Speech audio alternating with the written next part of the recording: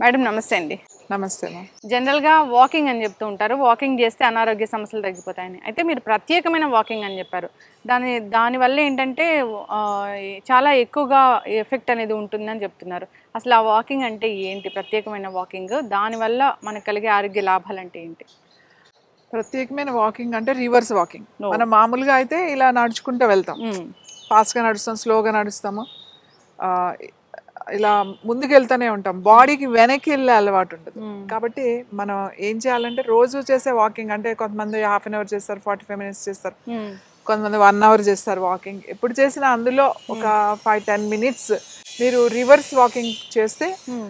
ముఖ్యంగా బాడీలో spin vibration అనేది హ్మ్. మీరు అబ్జర్వ్ చేయొచ్చు. అట్లా రివర్స్ వెనక్కి నడిచి ఒక 5, 10 నిమిషాలు నడవగానే, 5 నిమిషాలు హ్మ్. నడవగానే హ్మ్. మరి మీరు ఇట్లా ఆగినప్పుడు మీకు తెలుస్తది. ఆ సర్క్యులేషన్ అనేది ఇలా స్పిన్‌లో ఉంటదన్నమాట. ఓకే. స్పిన్ సర్క్యులేషన్ అనేది తెలుస్తది.